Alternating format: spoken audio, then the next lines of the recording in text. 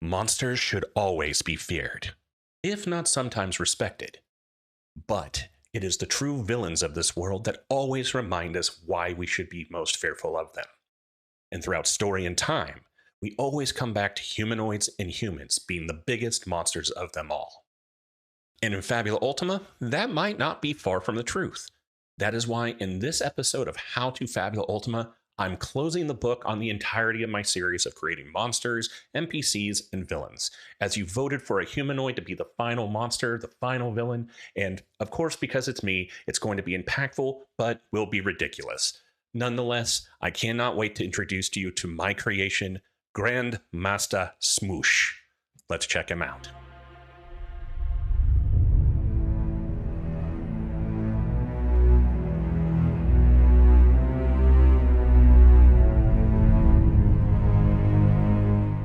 Now, before I get started, I know I always stop to say thank you to everyone who's viewing, subscribing, and all of that, and I always welcome that.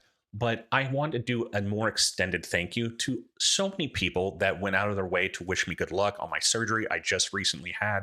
It has been a success. I was dealing with umbilical hernia with some ventral hernia and had to be put under the knife. Fortunately, it was just laparoscopic. It was outpatient, but it didn't make it suck any less. Didn't feel good. And for the first few days, I could barely move and I was in a lot of pain. But I also always managed to find myself on my phone, see some people respond, give me best wishes, and say they look forward to the content going forward.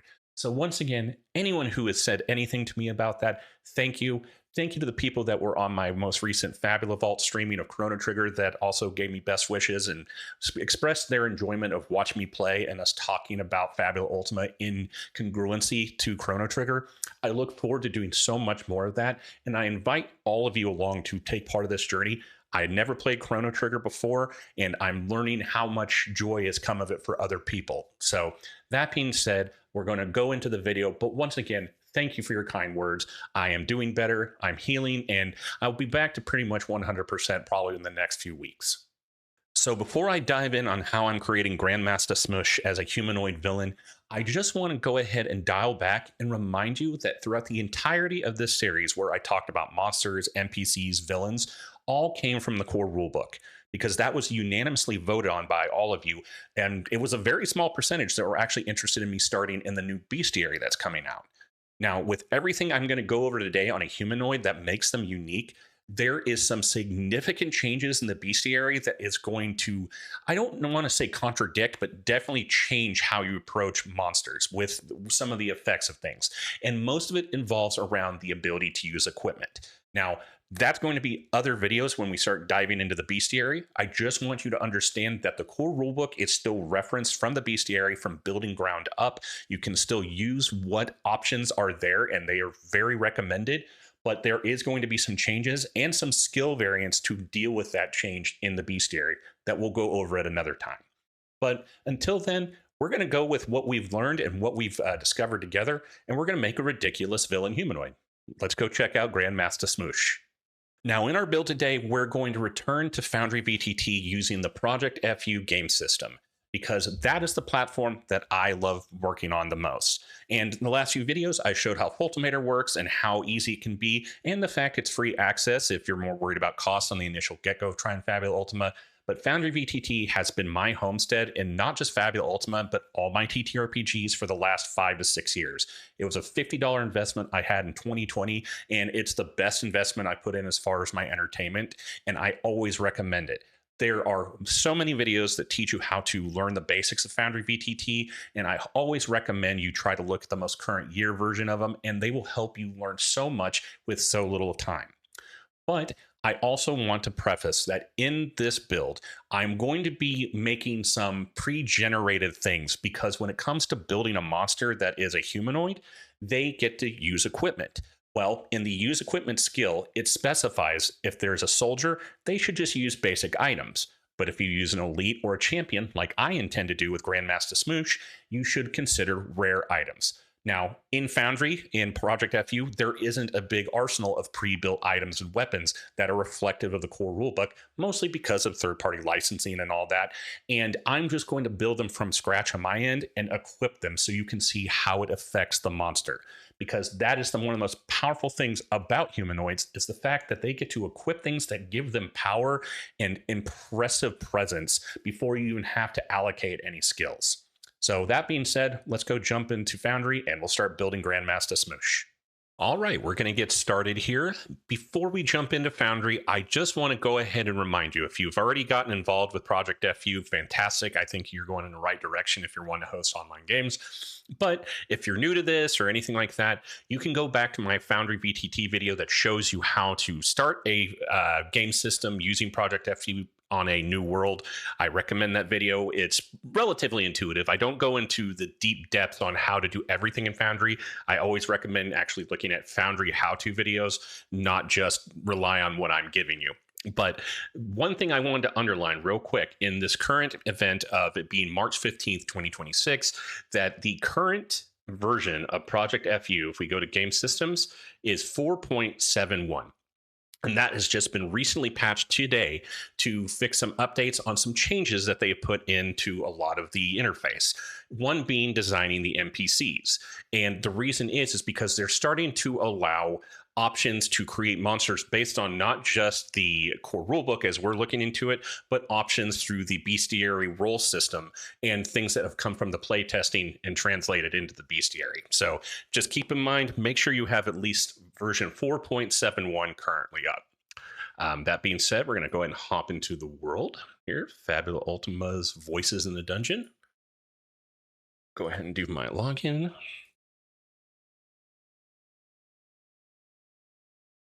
All right, got some music going already here. So, as I stated, Grandmaster Smoosh, who's going to be the main thing we're building today, is a humanoid. It is an ogre. And before I jump into any of the build, I want us to go over a quick recap on designing an NPC and looking at the PDF of the rulebook and reminding what we're working with. And I'm going to go ahead and bring up the PDF here. And first looking at the species here, I have the humanoid already up. And it states right here under humanoid to the right, we have starting skills 3. Remember, this is based off of a champion level, or excuse me, soldier level monster, the bare base minimum that you build ground up of. You can get more starting skills based on ranks. You can get more starting skills based on level. And we'll go into all of that as we build Grandmaster Smoosh. Now, it defines that a humanoid is a broad category, a catch-all term for intelligent creatures that tend to live in communities and rely on tools and equipment. Examples being bandits, kobolds, ogres. Grandmaster Smoosh is actually going to be an ogre, and we'll go into more details here soon. Now, under the species rules, we look at humanoids always gain the use equipment skill for free. This is a very powerful thing to start with. Of course, there's people that have rules that they get immunities, resistances, and all kinds of stuff like that. But being able to equip or use equipment is something that gives impact and power immediately to any monster capable of using it. And we're going to go ahead and just look at that skill real quick so we can get a quick rundown of what its impacts are. Down here under use equipment, and do look here in the parentheses, it does say limited, so there's definitely a restriction to how far you can take it, but it states that your NPC gains 1 accessory slot, 1 armor slot, 1 main slot, and 1 offhand slot. That's a lot of things to be able to give to a monster. Soldier enemies should only be equipped with basic items, things like your standard staff or a grimoire or a book, or excuse me, not a book, a bronze short sword, and maybe some travel guards or a sage rope, things like that that have some statistical pluses, but are not anything over the top. But it then specifies beyond that, elite and champion adversaries, on the other hand, should often use rare items. If an NPC loses a weapon they have equipped, any skills assigned to the corresponding basic attack should be transferred to their unarmed strikes. So if they lose them, whether that's through an opportunity or maybe someone has a skill set like a weapon master to remove or break equipment, then you rely on unarmed strikes with the skills. Now, That being said, equipment is not automatically defined on what they're using. Remember, when you fight monsters as players, you learn their attacks by the study actions. We don't necessarily, as GMs, just go, okay, he's using his sword, he's using his claw. I mean, I'll probably say he's using a claw attack, but it doesn't always register that they're actually equipped with a weapon. And so without further investigation with your players, you should kind of play it as is on the table. Otherwise, if you have a specialist that's going to remove armor and weapons, you're already losing a big impactful benefit from the get-go. Now, that's also okay to build these type of monsters that are a little one-sided with equipment, and that's kind of what I did with Grandmaster Smoosh, but you can also see how frighteningly impactful they can be with just a few pieces of equipment. So that being said, we're going to go over the pieces of equipment that I'm going to give Grandmaster Smoosh after I explain to you a little bit of his backstory. Now, let's get into the story of Grandmaster Smoosh. And it's very small, but I want you to understand the impact and the reason of their existence. And Grandmaster Smoosh was actually a second-in-command ogre of one of the neighboring tribes in this huge rocky mountainous area where there's multiple tribes of ogres, orcs, maybe some trolls and goblins that were continually at arms trying to take over Dominion and being the big boss. And in that, there was one day a caravan that was basically taking a funeral procession of a very respected monk who had recently died of old age. And despite the dangers in the crags and the canyons that they had to pass through, they had to get to the final resting place of this monk. And while they were well prepared, they had plenty of monks at the ready to fight and guard if the caravan should this ever have become under attack. Unfortunately, that happened because in most cases, ogres and goblins and stuff are very high in number, not very tactical. They just overwhelm. And while most of the monks were able to overcome the threats, it wasn't before the body of the deceased monk had been somewhat desecrated and items were stolen off of them by a ogre named Smoosh. And in his retreat, he found this interesting looking little glove thing that it wasn't quite fitting on his hand until he started to slide his hand into it, and it magically started to evolve to his hand size, giving him a claw of some sort. On top of that, there was some sort of sash or something around the belt of this deceased monk. And of course, with his gut-like existence, it was not going to fit over his, but he was able to turn it into a bandana and put it around his forehead, securing some sort of new imbuement of strength. And those are the two items that have background to why he is now called Grandmaster Smoosh, because his power is unrivaled inside the current tribes and gangs throughout the crags, and he is really taking over dominion of everything because no one has been able to test him. And it's also bleeded out into the nearing villages and causing a ruckus that has needed him to be dealt with by adventurers. So that being said, I'm not going to use the equipment skill to its full capability, meaning I'm not giving him an accessory and I'm not giving him an offhand slot. I think in this circumstance, I'm already giving him plenty with 2 items because of what I'm trying to build with him. And those 2 items, being the first, the claw, is called the bear paw. And I'm going to put it up there real quick above me to show its stats. It is a might plus dex weapon that when equipped, they are immune to receiving the weak condition, which is based on might. So automatically, being an ogre, he is not hindered by any deduction towards his might skills, which makes him already a problem to deal with. Now, it is a melee-based claw, a brawling weapon, so it's worth keeping memory of that. Then in the bandana, I'm actually making it a piece from the armor slot, which is called Black Belt. And it actually doesn't bring any defense or magical defense or initiative changes to his defensive statistics like most armor does. But what it does do is give him the ability to gain +5 damage to brawling attacks, which his glove being a brawling attack is automatically going to put +5 to that attack, making him a nasty, nasty individual before we even start building into him. So now you understand the two items I'm giving him. We're going to start building him up and showing what we're going to try to achieve with him. All right, let's start building Grandmaster Smoosh. So what we're going to first do is go over to the Actors tab right over here. And I already have my Voices in the Dungeon NPC folder. We see a creature named Goblin Grabber that will be used later in this tutorial. And then my infamous horticulture that I've built in multiple videos in the past. If you haven't seen him, you'll learn a lot on building monsters through the elite and the champion level, just through that in a much more detailed manner, where in this one I'm going to just kind of build and move forward. But in this, I'm going to go ahead and hit at the top right, create actor. And my apologies if this is a little small. I also know drop downs are not visual when I do my video recording, so apologies on that. But I'm going to put Grand Mass, as in he is a big guy, apostrophe TAH Smoosh. And the type is actually going to be an NPC, not a character, because the NPC designing character sheet is significantly different than a player character, even though everything is revolved around attributes in Fabula Ultima. So, okay, we're going to create him right here. For some reason, whenever we create NPCs, and I think even PCs, it always has half their life, or like they have significant lower MP and HP to start. So I'm going to go ahead and hit long rest here. And before we get any further started, I'm going to go ahead and put his picture in here. But there he is. There's the big boy. See if I can do a portrait of him where it comes up a little bigger. View character artwork. Yeah, look at that. Never claimed to be an artist using Ace for Right, but I want to give some sort of visual outlook of what he looks like.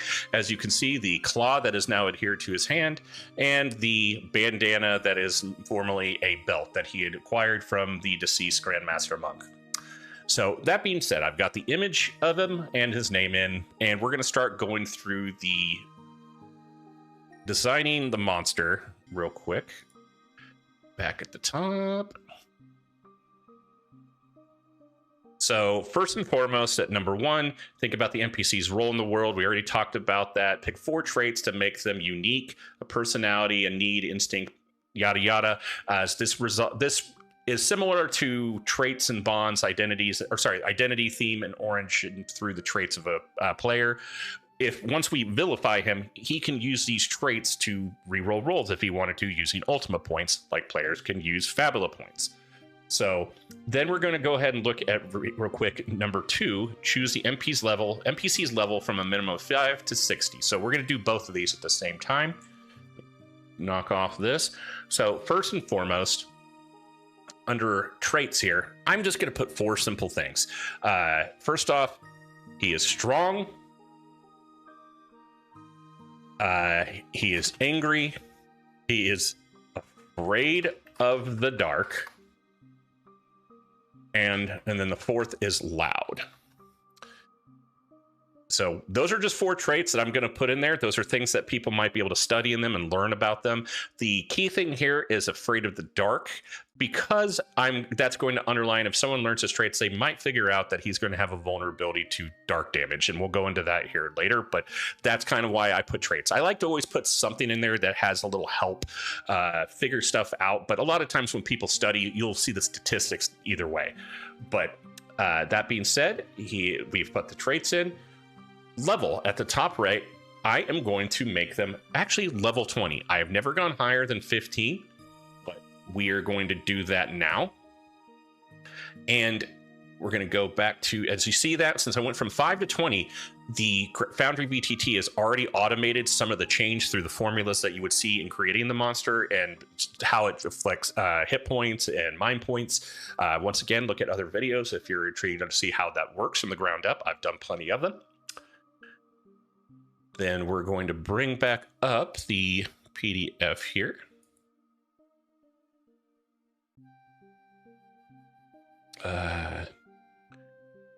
Choose the NPC species, beast, construct, yada yada. You can find more information about species on the upcoming pages. We're going to go back up to here. As we said, this is a humanoid. So we're going to go to the drop down here. Oh, not villain. And make it humanoid. So There's one thing I want you to know when you do this. Since it's humanoid, remember that the species automatically gets the use equipment ability. Well, in Foundry, we have to go to the middle level of this character sheet and to the right, where it's these 3 lines that looks like settings are changing. You need to go down to custom and hit use equipment, because what that's going to do is under the combat log, you now have weapons and stuff down below you can throw in here. And that's what differentiates between weapon-based attacks and other things that are just basic attacks that you create. So we now know that. You'll also notice right now that there is no changes in the global bonuses, the accuracy checks, the magic checks, the melee damage, the range damage, the spell damage. This is one of the new important things to understand in Foundry VTT with Project FU and the current 4.7.1 updates. Right under here, at the top right, where you see the level, the rank, and then you'll see role. There is a drop down here that says custom. Unfortunately, you cannot see it on the drop down here, but there's all these roles that are defined from the Bestiary. But at the very bottom, they created one called baseline. And I'm going to click that, and you'll now see baseline is the option. And what that does is, since there's going to be options, like I said earlier in my video, that there's building from the core rulebook, and then there's building from the Bestiary. This baseline is telling Foundry VTT to use basically the core rulebook approach of, as they grow up in level, or they extend in level, they get certain ability or skill ups. So remember, like in actually says right here in the PDF, I'll bring that up. It's gonna be jumping around here just a minute, just so, because it's not all in congruency of the Foundry build. But if you look here, at the very bottom, it says NPCs gain a bonus to accuracy and magic checks equal to their level divided by 10 and rounded down to a minimum of 0. So furthermore, all NPCs that are level or 20 or higher deal 5 extra damage with their attacks and spells. This bonus increases to 10 extra damage for NPCs level 40 and higher, and 15 extra damage for NPCs level 60. So what that means is for every 10 levels, now we look at this formula like I was talking about, it's equal to the level divided by 10, rounded down to a minimum of 0. Well, if you were level 10 divided by 10, that's 1. So they would get an accuracy check and a magic check increase of 1. Well, since Grandmaster Smoosh is actually level 20, you're going to divide by 10, so that's 2. So the math is already being done because we went to this baseline dropdown. You just have to remember to click baseline if you're using this build approach. So now that you see that he's level 20 and the baseline, we see that +2 to accuracy checks. We see that +2 to magic check. And then we see the +5 to damage it described about being 20 or higher in melee, range, and spells. So anything we add to attacks, this in the back end is going to be applied. It will not always show in the stuff you're creating as far as attacks. This is just back end formula that is added in through Foundry. You also can do it automatically through Ultimator. This is just how it's achieved now because Project FU is preparing for the Bestiary and having options, which is fantastic to everyone. Once again, everyone who does things at Project FU, I highly tout your hard work. I know a lot of stuff gets asked multiple times, even by me, and I appreciate your patience. I appreciate anyone you're welcoming into your help through any type of moderation. And I continue to tout you guys' hard work in the wonderful use of this system. So that being said, we understand the baseline addition to make sure the levels translate to the skill ups.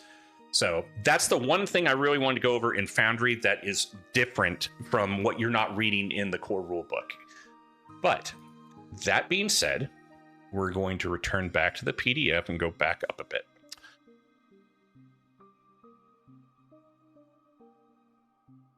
So once again, we've already done the traits. Wow, could you hear my Oki invoice me? We already done. Choose the NPC's level from a minimum of 5 to 60 or maximum 60. We chose 20. We chose that it was a humanoid. Now we're going to distribute one of the following arrays among the NPC's attributes. Now, remember, super specialized is a specific, I think, only to monsters. I haven't seen it in the core rulebook added as a player, but I don't know if that's changed. But it also says upon reaching level 20, 40 and 60, the NPC chooses one of its attributes and it increases it by 1 die size to a maximum of 12. So this is going to make Grandmaster Smoosh even more of a nuisance. We're going to go ahead and bring him back up and look at his attributes here. As you can see in the middle, I'm actually going to try to, give me 1 second. I'm going to try to increase my view here so you can see it a little bit more. It is a little small here.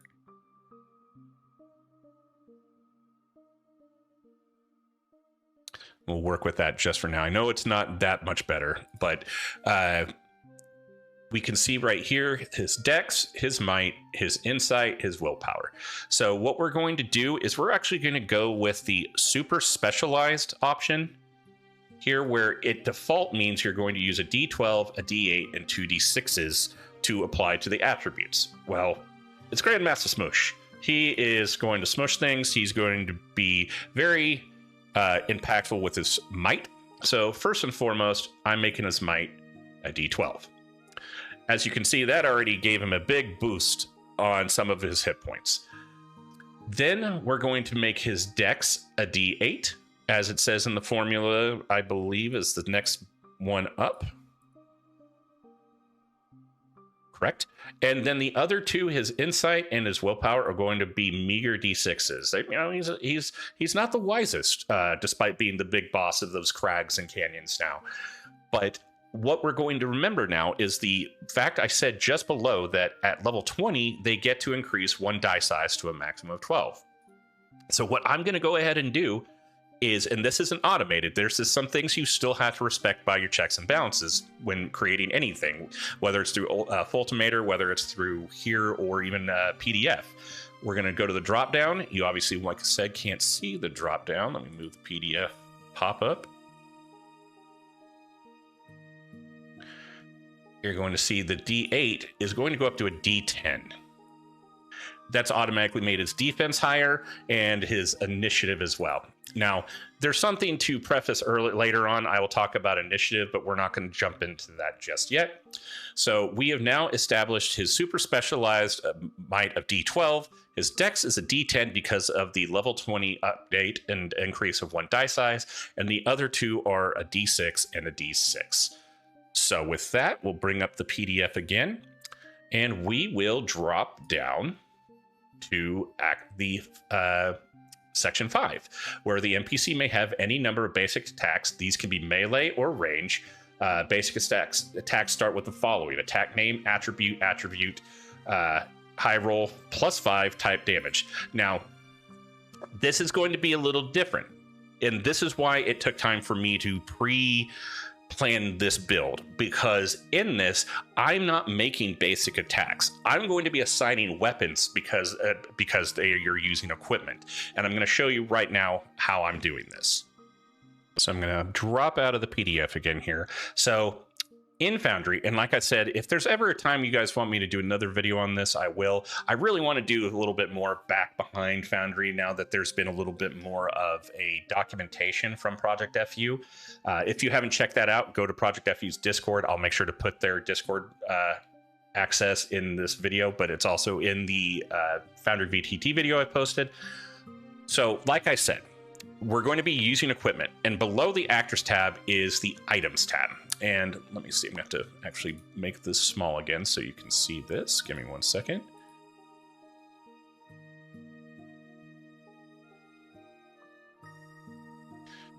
So there's some stuff that already came with the system, but I have made this Voices in a Dungeon import. So I'm going to do a drop down, and we have armor and we have weapons. Like I said, I'm not going to show you the process of doing this. I'm just going to show you what I've created real quick. I also need to bring Grandmaster Smoosh back up. Go ahead and rebuild my health pool here. Okay, so back to the items. I've got Bear Paw, which I'm bringing up right here. Now, it says, I just put a little summary. It says one-handed, melee, you're immune to weak. Now, I also referenced the core rulebook page number on this. I'm actually going to take out the summary here. I'm going to make it part of the description. because I didn't realize, I forgot when you put in the summary, when you click the attacks, it will say what it, like say whatever's in the summary. And I don't want my players to know when I attack with it that he is immune to weak because of that item. So I'm actually going to change that out real quick. And then I'm going to make this bold real quick. And save. So now it shows there. I already dropped it out. Anyway, so it's bear paw. And I'm going to show the stats here also during my video, having it bring in. This is from the core rulebook. It's one-handed, it's melee, you're immune to weak. So what I'm basically doing is I'm looking at the attributes. It's already got its built-in. It's dex plus might for the attack. And then also the damage itself is a bonus of 10. It is worth noting, at least from what I've discovered so far in Foundry, you do not apply bonus damages on basic attacks unless it's already assigned. So like you're, I'm going to end up bouncing back and forth on this on the PDF. We're going to bring this up real quick. It says right here on, back I said on basic attacks, the attack name is the attribute plus attribute is high roll plus 5. You would always, if it's something that is starting from scratch and it's just an attribute attack, a basic attack, whether it's range or melee, it's going to start with a plus 5. So you would put that bonus if it was an attack. That's not what we're doing though in this. This is a weapon. This came from the core rulebook and it has a defined high roll damage. So, a defined bonus, which is 10. So I'm putting that bonus of 10 in here. So once I save that, that's already been saved, I am going to go into the combat log here and I'm going to drag bear paw down here. Oh, let me make sure that PDF's gone. Now you can see bear paw, my little cute little image, and then it says to the right dex plus might plus 10. So sorry, I was talking, I already made a mistake here. I'm going to go ahead and delete that. This is why I preemptively did this, because I feel this needs an actual own explanation. It's not that difficult, but I don't want to convolute the point of the video here. I accidentally put plus 10 on accuracy. There is no plus the accuracy of the weapon. Remember, we're getting accuracy because of our level and the being level 20, but that is going to be default plugged in from the back end. But the damage, the bonus damage, is default because I'm using the bear paw. So I want to make sure the 10 damage is bonused in here. Otherwise, it's going to be high roll plus 0, and we don't want that. So that being said, I have now fixed that. I'm going to put bear paw into the weapons. Now it says dex plus might. That's all it is. It's not a plus 2 to the weapon because there's nothing in the weapon that's saying it's a plus 2, like it's in the type of enhancements or qualities. Then I have the damage of high roll plus 10 because I put that bonus 10 defined as the weapon is said in the core rulebook, and it's physical. Now, there's one thing you're going to notice down here also. It says, or not one thing, but it says one-handed, melee, brawling versus defense. These are all variables that are part of the automation in this game.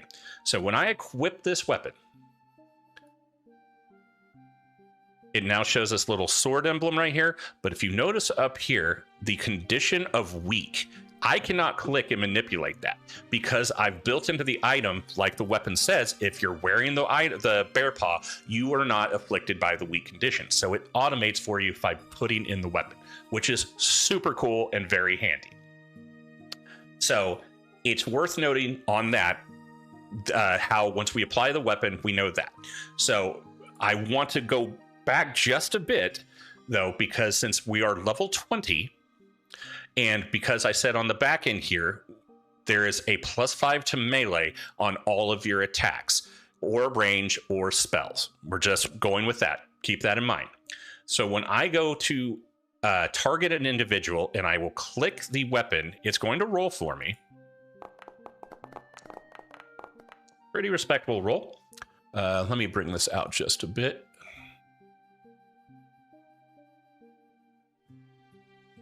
You're going to see here, there's my dex I rolled, and then my might.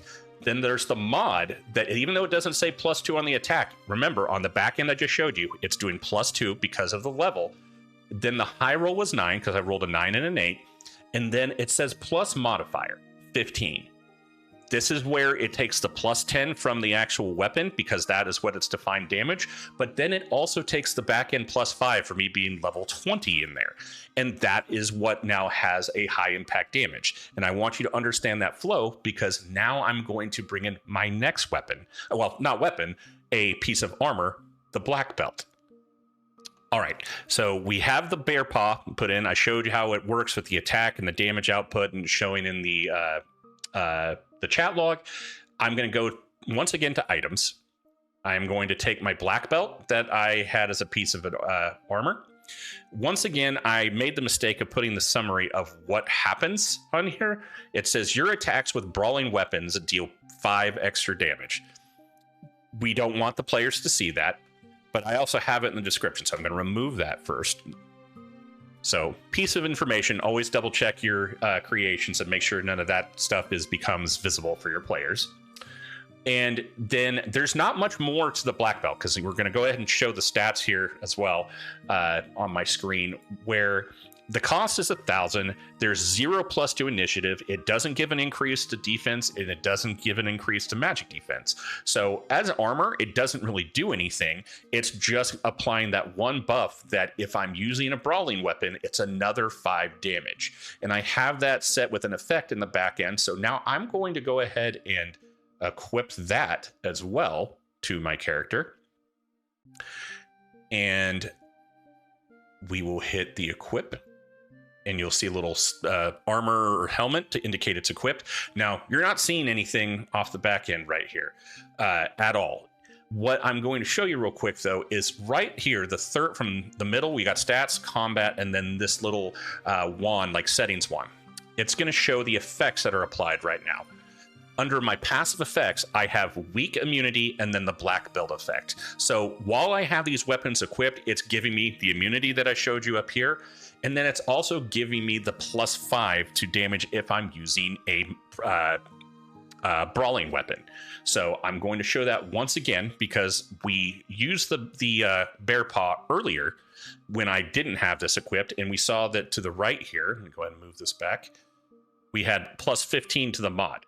If I design this right and I'm rolling the attack again, ooh, that's pretty good. So it is a 10 and a 12. I rolled a 10 with my dex. Oh, let me move that. I'm blocking with my view here. I've got over here to the right, there's my 10 with my dex, my 12 with might, and because of my +2 in the background of being level 20 is applying the modifier for a 24 to hit versus defense. That's pretty nasty. And that's also the effect of me wanting to make sure I had high might and building the super specialized for those type of rolls. But if you look at the damage, I rolled a high roll of 12, and now I have +20 to the mod. And it's for this reason. It is already +5, or if there's the +10 because of the weapon.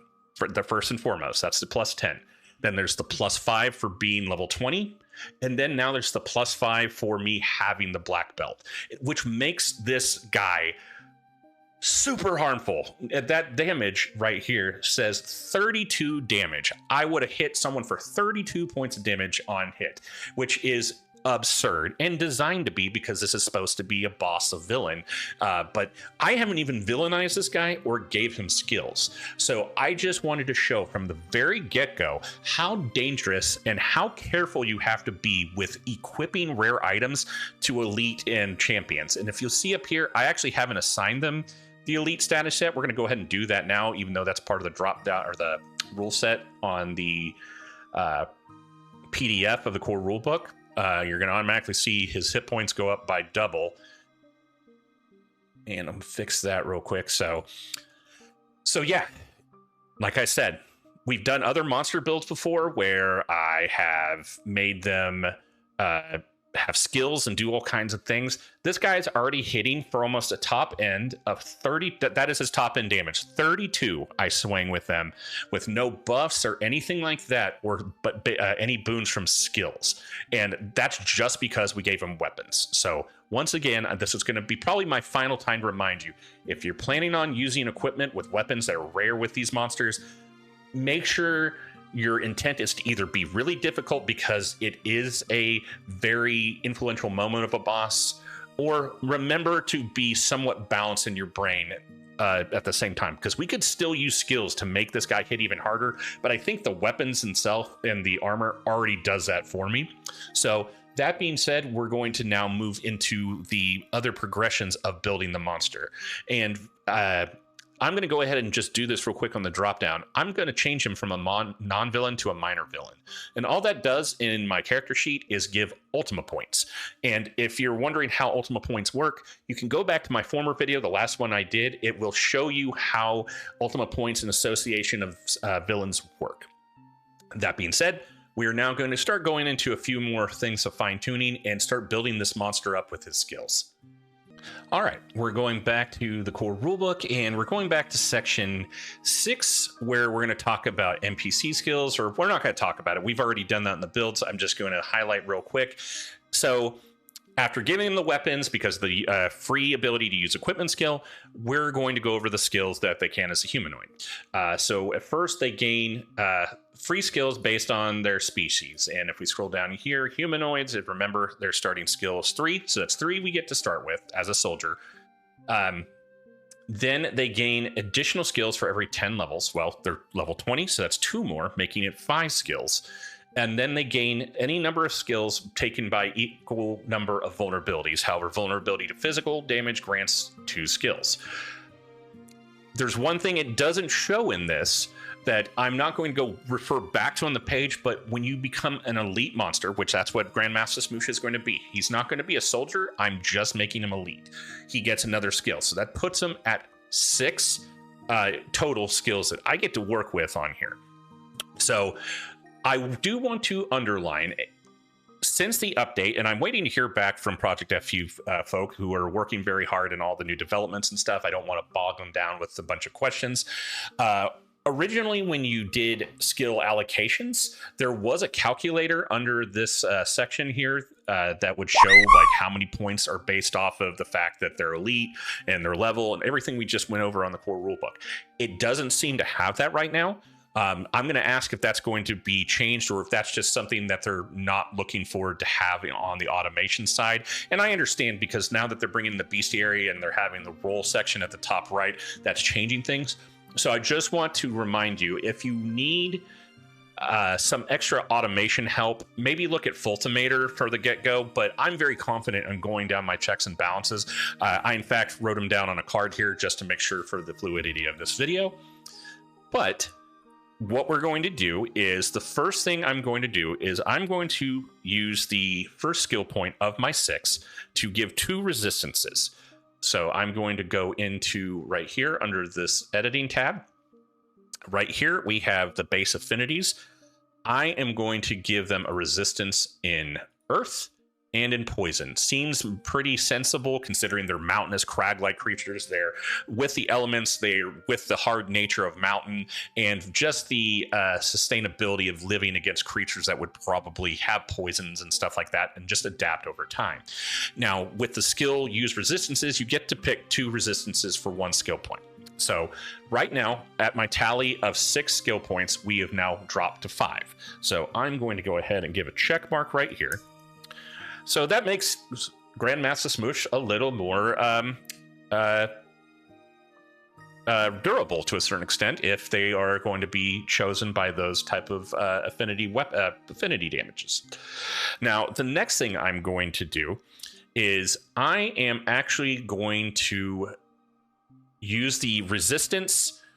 Oh, sorry, not to use resistance. Sorry, a skill point to make a basic attack have the multi-property. Now, in Foundry, I could make this bear paw be a basic attack too up here, but there's a reason why I'm not, because since I'm using the black belt to have an automation tag to when using a brawling weapon to add another 5, I can only achieve that with the weapon. I cannot assign that through a basic attack, so that's why I have that. Otherwise I would have just had a basic attack of bear paw up here as well. So just keep in mind, we're going to go back to the PDF here under skills.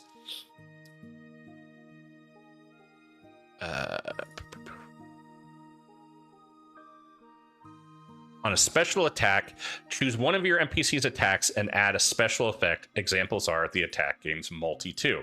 So what that means is when he attacks, he can roll his claw, and if I would have rolled that 10 and a 12, I would have been able to apply that to 2 people, and that would have been really frightening. So you can see already with the equipment given, and just giving this attack multi is going to make it really, really scary in the fact that he can hit up to 2 people with that impactful damage. So I am now adding that in my Foundry here. I'm going to make sure to put that in the description.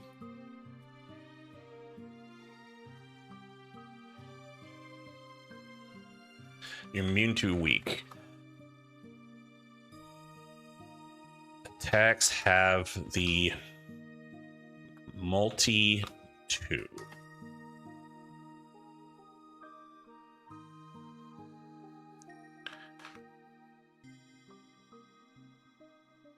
So now that I can see that in our description, one-handed melee. Oh, certainly dropped my PDF here. It's really small to read, but it says right here, one-handed melee, you're immune to weak. Attacks have the multi 2. So I now know I can target 2 with my attack on that. So that has now brought my skill of 5 down to 4. So I've used 2 of my 6. So I have 4 to still move to. The next thing I'm going to do is I'm going to go back to my PDF here. And I'm going to take improved defenses, and I'm not trying to make him super ridiculous because he's already got some hit points, and I don't want to make this fight a big chunky draw out, even though the players are probably going to do some significant hits to them.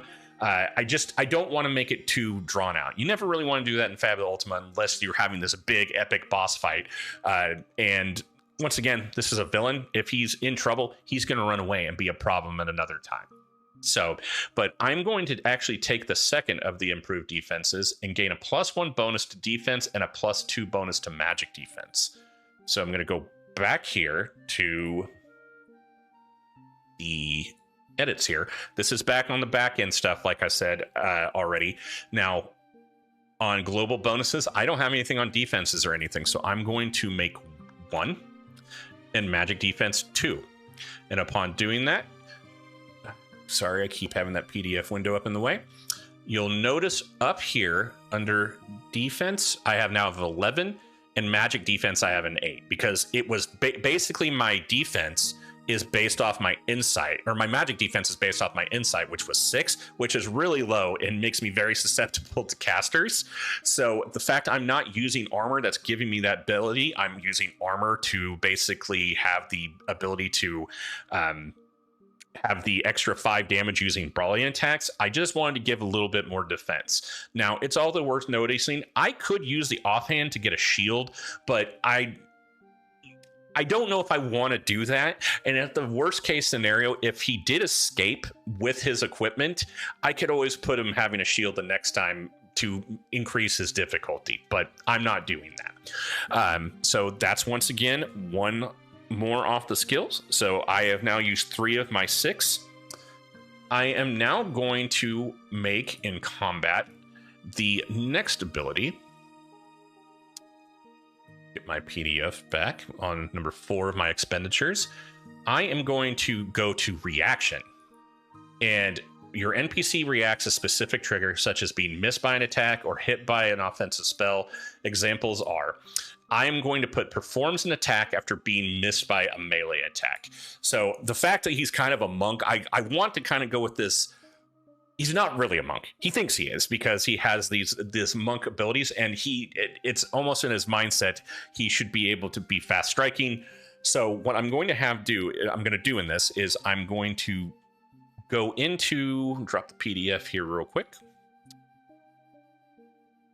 And under abilities here, I'm going to do other action, it looks like, I think is what we'll flag it under. And it says miscellaneous ability. I am going to type in reaction. And I'm just going to call it step 2 close. And I'm going to take the PDF's description row here, just makes it quicker for me to input in here. Performs, I'm going to copy this part. Go back into Foundry and into the description.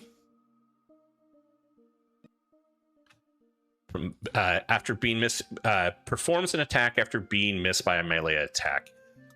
The one thing I'm going to add though is treat HR as 0. So I don't want to make it too punishing every time it's missed with attack. Not that he has significant defense, but I want there to be that plus 20 if he's attacking with his paw. It's automatic 20 that hits on someone that missed the attack and they get to reaction. I don't want to add the extra damage of roll and just obliterating someone at the same time. That's me just being kind of a kind GM. I want to make this difficult, this a little frightening. I'm not trying to make this guy a murder TPK machine by any means. So I'm going to put that in bold so I see it for that. We'll save it. I'm gonna put under the summary that just says like a quote, haha, too close. So when I roll, it'll pop up in the screen. Attributes, I don't really need to do anything with that because, and there could be more extensive things you're doing with this, but I don't have to worry about that. This is just a flag for me to see. I can also change the image here. Let me go into core data. Look at icons. Let's try Reachers. I'm just abilities. Nah, okay, it's skills. Let's try that. Range, yeah, melee. Didn't want them to be all swords. Let's try to see if there's like a fist or something. There you go. Oh, that looks like a shield block. Hold on. Man, you'd think melee. I guess melee does mean weapons and not unarmed. Maybe there's unarmed.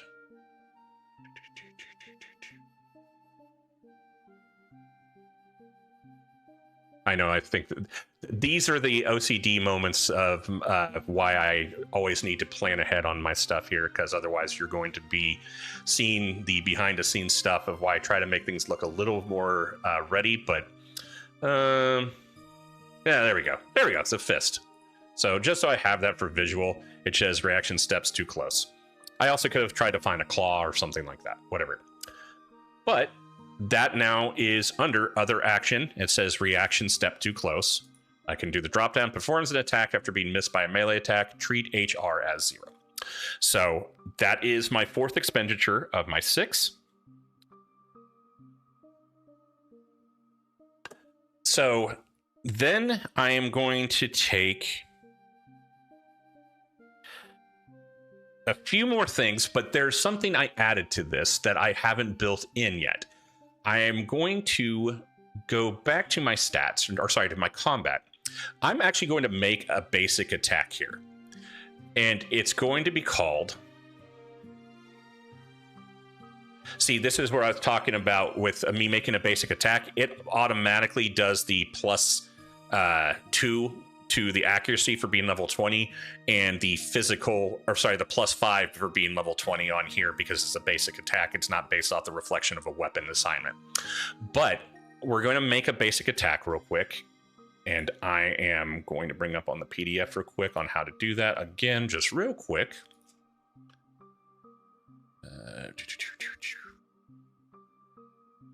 Remember, it is attack name, attribute plus attribute, high roll plus 5 type damage.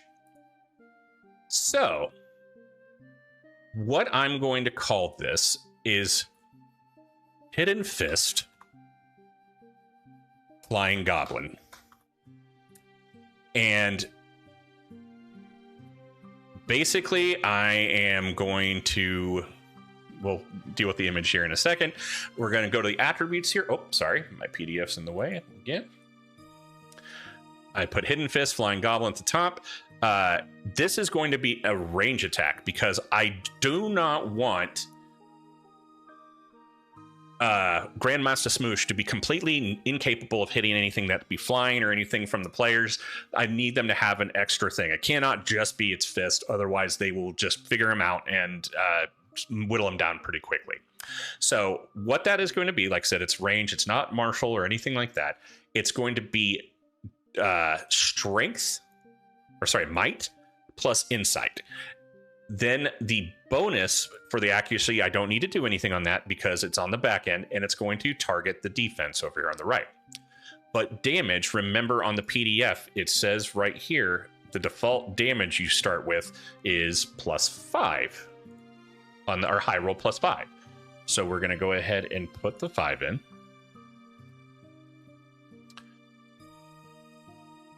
And that is that.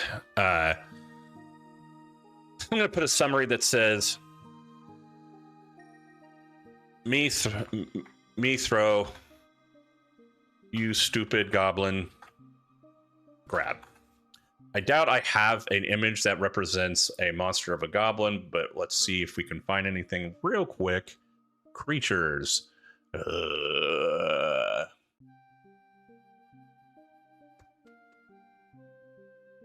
Doesn't look like I'm going to have anything like that.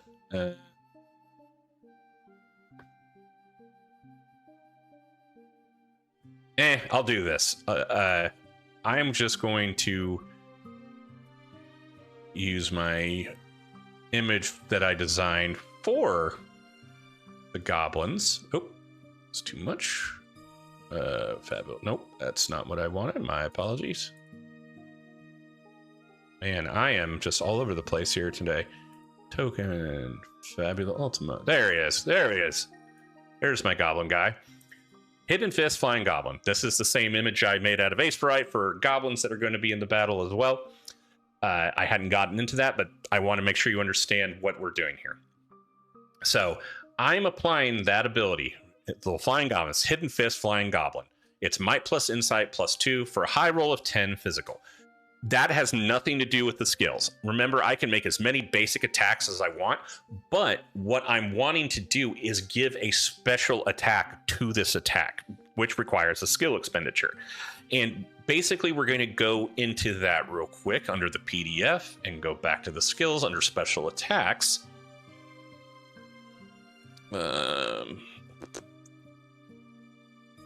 And it says, choose one of your NPCs attacks to add a special effect. Examples are, there's all kinds of things right here. The target is trapped, swallowed, or captured. Breaking free will likely require filling a clock, but hitting the NPC's vulnerabilities fills one section.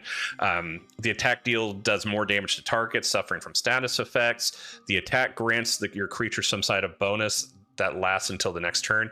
I'm actually going to go out of the option wheelhouse because it always says, you know, think outside the box, maybe create your own.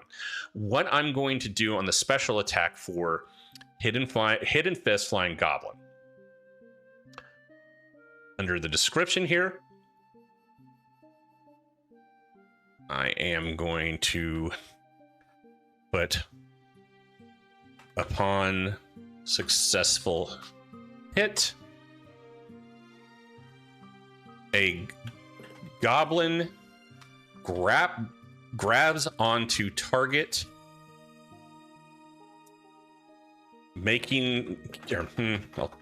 giving them a -2 to offensive rolls during their next turn. Then here's the thing, that's unique. Oh, sorry, once again, my PDF's in the way, my apologies. I'm putting that as a caveat here. So if I do hit them, it's going to do the damage. Then the goblin's going to grapple onto them and basically make it on their next turn.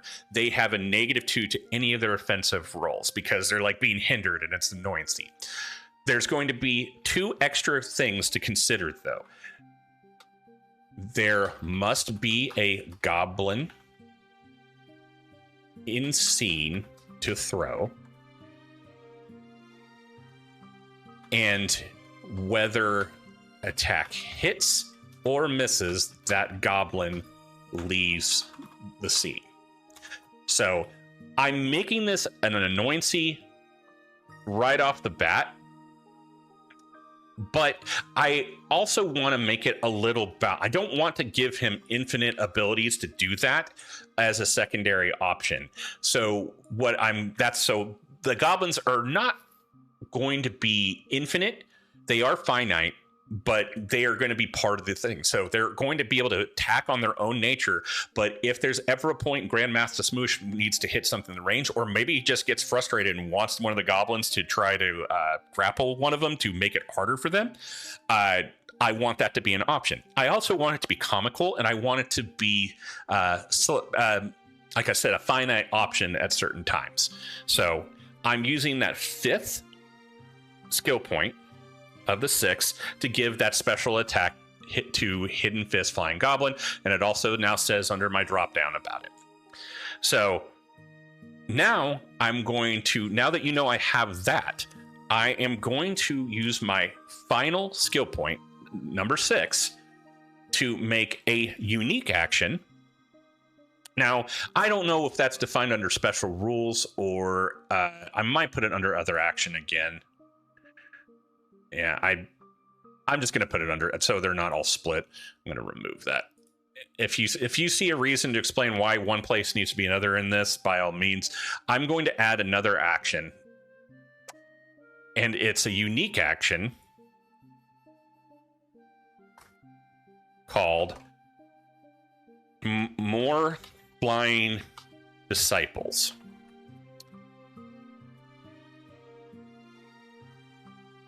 And, you know, I'll put the goblins on there again just for fun.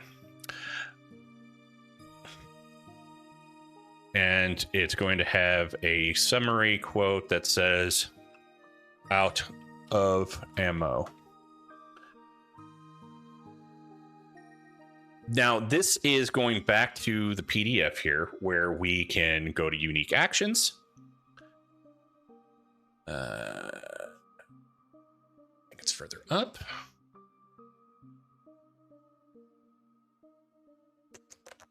Where are you? Unique action, here it is. So it says your NPC may perform the skill action to generate a unique effect. Examples are your NPC's next attack or spell will deal 10 extra damage. Your NPCs change stance, swapping and altering their affinities. Your NPC calls for reinforcements. These adversaries should be very weak. So that's what I am going to do. I'm going to use this ability here and put that under here. But the caveat is going to be there can be no more than 3 goblins on the scene at the same time.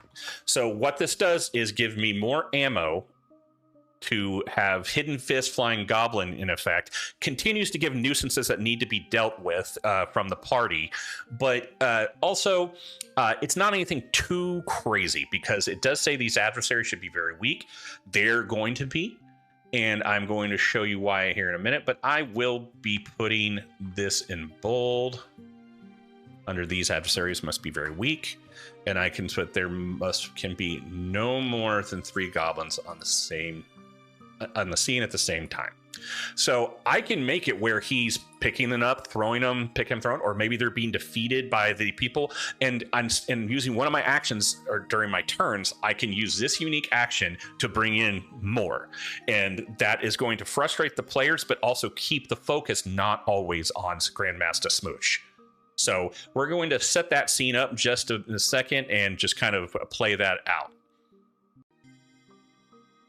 All right, I'm going to just change the scene here to be kind of a battle scene real quick. We're not going to go toe-to-toe here and do anything like that. I just went out for a visual sake. Oh. I'll go ahead and change that music up just a bit.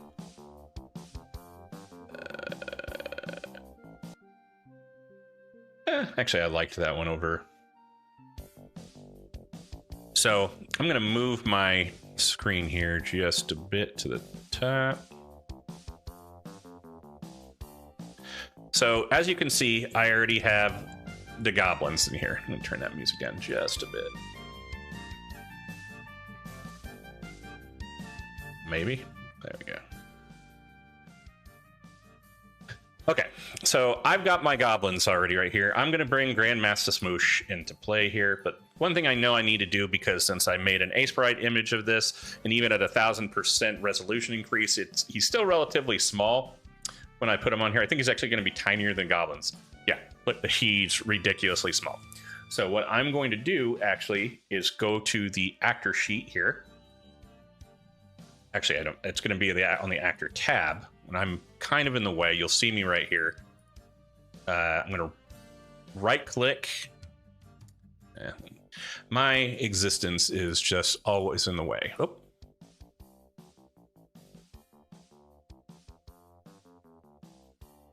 Move this to the rear. So under Grandmaster Smoosh here, I'm going to go to sorry, I guess I didn't even have to do that there. Going up to toggle controls, prototype token. And I move that over here. So I'm going to go to appearance, and there's a dimension size right here, basically on the tiles that exist on the scene. Instead of changing the scene and making everyone else's shape change, I'm just going to make it ridiculous and make him like an 8x8 and see what it looks like when I bring him in. Yeah, there, boom. Now he looks like a dedicated ogre. Move myself back over. So I've got him in scene here. We've got a fight going on between Grandmaster Smoosh and some of the folks of the press start. They are not scaled to fight this. I just wanted to use this as an example. And set it up to the style I always loved, which is the true JRPG outlook. Oh, I forgot it does that. If you don't set it, they'll flip the icons around. Anyway, back to the whole point of this. I've already expended all 6 of my skill points for the unique action for more Flying Disciples. I have one more thing I want to do, though, and I need another skill. Well, what I'm going to do is, because remember, you can get more skill points. I'm going to go ahead and bring myself back down now. It's gracious. Since I'm not in the way here.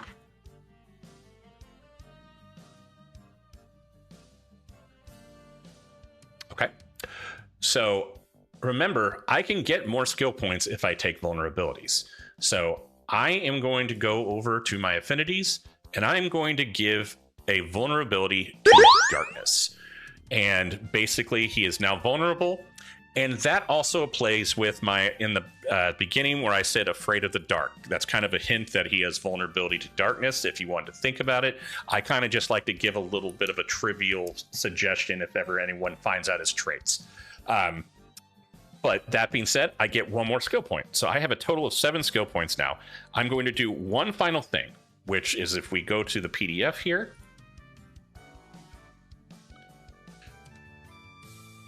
And I am going to do the in crisis option, crisis effect. As long as they are in crisis, your creature gains a special benefit or ability. Examples are your NPC's damage affinities change, damages dealt by your NPC ignores resistances, maybe even immunities. One or more of your local NPC's attacks gain multi. Since this skill will only activate when the creature is already severely damaged, it's okay the effects to be quite strong. So I'm actually going to do something that's still a little more comical to this, which isn't super strong, but I'm going to take an ability that is the crisis based, and I am going to go crying on special. I'm going to try this under special rules here, and we're going to call it crisis.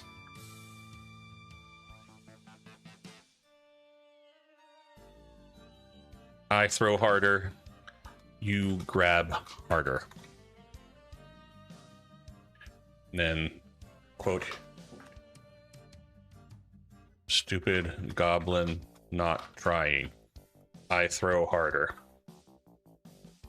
Keeping the comedic stance of this, I'm gonna, once again, I don't want my goblin visual to be the same thing again. I'm going to go back to icons, weapons. Oh, I don't mean swords, I meant throw. I don't know if this is going to be anything that will indicate. Go back one. Creatures. I'm just going to do claws or something like that. There. It doesn't have to be perfect. I didn't think that out. It doesn't matter. I just want an image on that. What I'm going to do, though, is once in crisis, the hidden fist flying goblin special attack applies a -2 penalty to Grand Master Smoosh, but if successful on hit,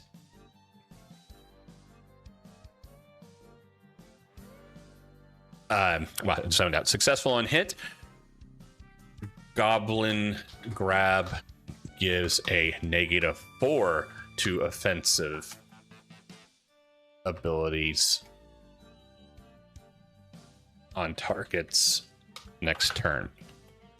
So he's going to be desperate throwing these goblins and bringing them out and making them more annoying, and it's going to not do a lot. I still am pretty confident with my strength, even using insight and strength. I'm going to hit these characters more often, but to be able to still hit them and then they have a -4 their application is going to make it frustrating for them. And but not in a ridiculous way. And maybe, like I said, this is me just being the kind GM at times where I just don't want to make ridiculous slog of fights. I want there to be kind of if there's going to be an effort, there may be a negative effect because I'm already building this guy up. Now, like I said, they might be able to do something that breaks my equipment early on, and Grandmaster Smoosh is no longer Grandmaster Smoosh. He's just Smoosh. But they actually have to have the ability or the opportunity to do that. So I'm going to be pretty impactful in this fight, even without this crisis. And maybe after this, I am defeated, and I was like, okay, that crisis effect didn't hit as hard as I wanted. I can make him run away, and I can phase him out or send him to a major villain later on if I wanted to, and make it more complex. Always remember that when you're being creative and creating these monsters, don't punish yourself for oversights and mistakes. Learn from them and build up from them again. That's the part of the fun of doing this. You should never be too scared to be creative or feel punished because you made some oversights that made the party fight too easy, or maybe it made it a little too hard. Just learn for it and move on. But that being said, I'm going to put once in crisis here and hit save. And there it is in crisis. So just keep in mind, there is something I could do in the formulas here. And like I said, I'm not about showing how to work Foundry and effects. You can do certain abilities that say like effects, passive, and then add it, and then I can go into here and put duration and then predicate if it's a crisis interaction. It'll say active when in crisis. I can do that, but it's not, I don't have any, like, I'm not building it on the back end to apply the modifiers. I try not to get too perfect on automation on everything. I try to use some of my memory, but at the same time though, if I do go into crisis now, for example, let's just put him at 100 hit points. It'll show that his crisis flag is up. It's really teeny tiny because he's so big. But if you go into my effects, you can now see temporary effect crisis, and then crisis I throw harder, you grab harder is an effect. To kind of just give me a flag to remember to check these things in crisis. But I'm just going to leave that there. But there's no mechanical automation that's happening for me to try to make that happen.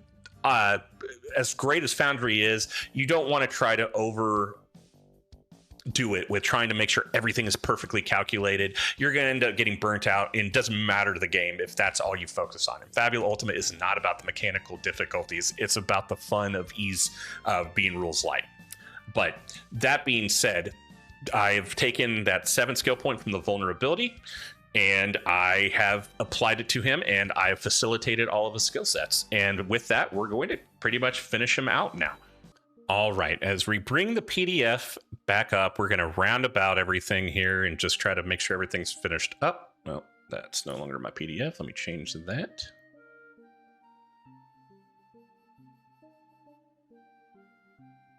Going back up here and designing the NPC. So once again, just a quick reminder that if you're going to be creating monsters, be pretty aware of the free flow of this, and whatever platform you use it on, whether you're using Ultimator, get comfortable with one.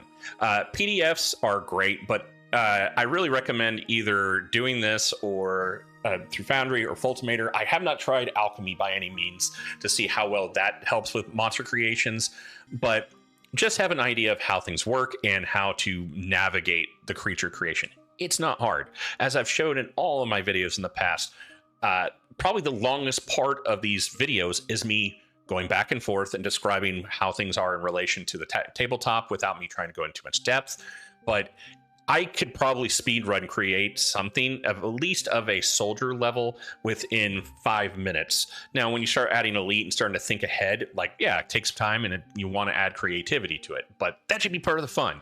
But that being said, if you see all of this in the core rulebook and you're like, well, some of this seems like work, it's not really, but it can be if you want to look at it from that point of view. The Bestiary is going to be coming out with a lot of things to help you with quick decisions, but it's not going to translate to what I'm showing through the core rulebook, as I stated earlier in the video.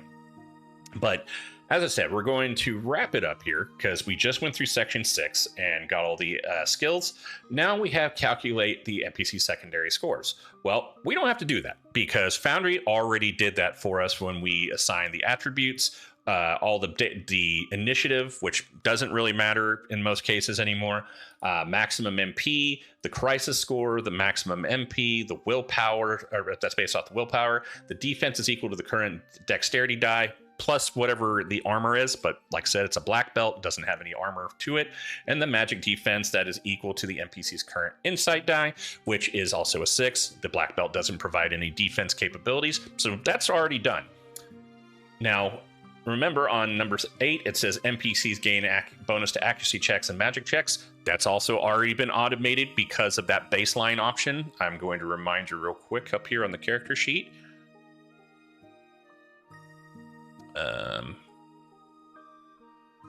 We have the baseline right here. And like I said, it can drop down to other things for role bases if you're using Bestiary options. But when it comes down to it, he's overall done.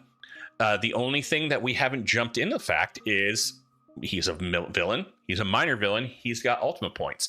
And in that sense, you can use those Ultima points, like I said, to reroll traits, to make them hopefully be more successful role if they really want to impact it. You can use the Ultima points to regain mind points that are needed in that case. I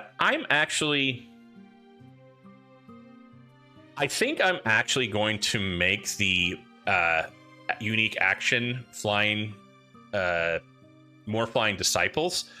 I think I'm going to make it require 10 mind points, just because I don't want, there should be some sort of expenditure on some of these unique actions at times. You want MP to matter in most cases with all of your mobs. So if they ever use it, I now have it where, actually, I don't know if I hit save on that.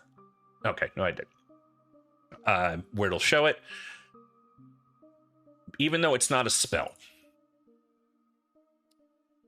And where it's not showing on here for MP, and it might be because I made it like a unique action or something. Reason. Cost per target. Event is, I guess, start of turn. It's not really any tracking, anything like that. There's no need for dice rolls. So I actually haven't used this special tab that much. I need to ask about that a little bit more. But if that's the case, yeah, it's still not showing. I'm going to go ahead and put like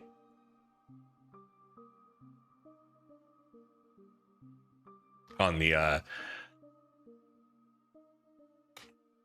that's just me doing this on a whim without me without knowing and thinking about doing that on the get-go. So at least I have a visual now where it says 10 NP right up here.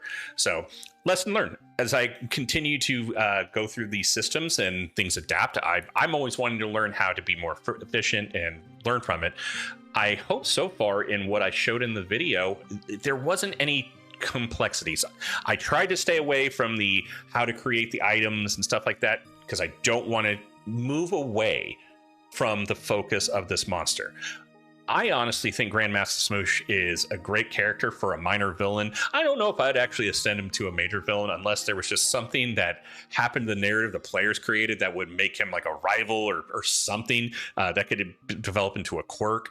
Whatever the case, it's hard to always predict. And that's one other thing. When it comes to balance, and I'm going to do another video about this when it comes to combat, is there's a few things to know. When you're balancing a fight, and this is very loose-ended, you always want to make sure, if you're wanting kind of a normal difficulty, there's first the amount of soldiers equal to amount of players. I've done that in past videos as far as the soldier rank, the elite rank, and all that. Check that out.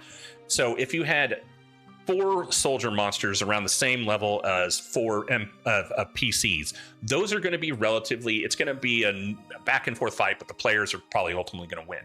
The moment you add a 5th of that same level disparity, it becomes harder for them to deal with because the action economy is within the favor of the enemies.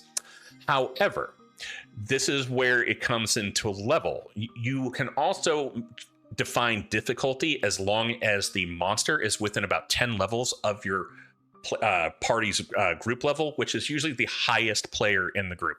I don't mess with separate leveling. I'm sure other people do through the EXP systems. I just make sure everyone's the same across the board. I don't want more math to deal with. That's not what I'm seeking in Fabula Ultima as far as the crunch is concerned. But just keep in mind, if a player group is like level 22, or sorry, level 12, you wouldn't want to go anything higher than 20, because if you went to level 25, because remember they interval monsters in variables of 5, it could get pretty nasty. But like I said, that's all theory on another video.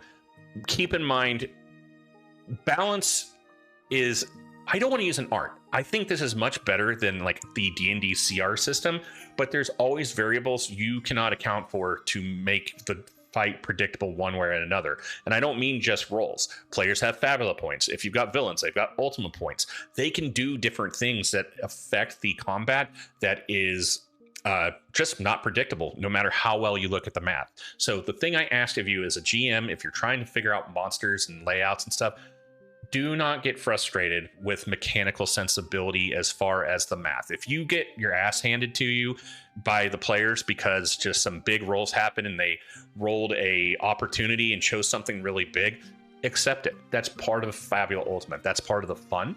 So I say this in the end of my video because we are now done with Grandmaster Smoosh, and he was a fun creation. It did take some time for me to figure some stuff out before doing the video, and of course me wanting to have Foundry prepped. I recommend, if you're going to use Foundry, have some preset weapons of all natures of like martial and stuff that are just basic default templates, and then you can add whatever if you're going to use equipment. Other than that, creating the abilities at the get-go, like right up here under basic attacks, adding, it's really simple to do as long as you just go through the layout.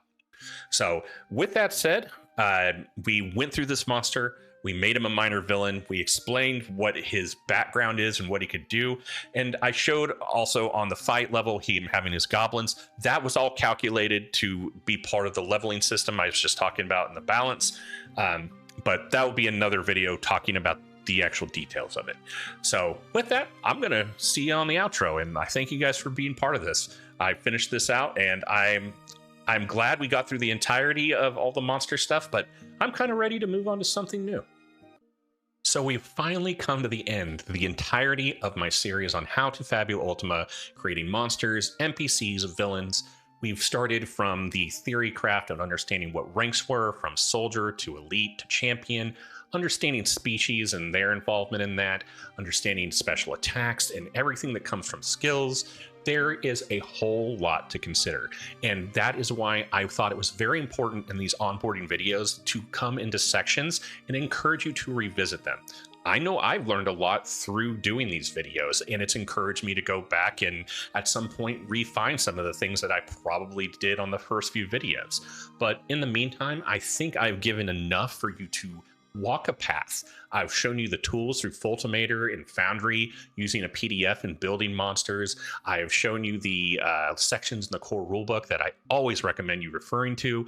And I've said time and time again, the only thing that is hindering you from making great monsters is your lack of trust in your creativity. The mechanical values are there. The balancing is overall there. You just have to believe in yourself of making great things.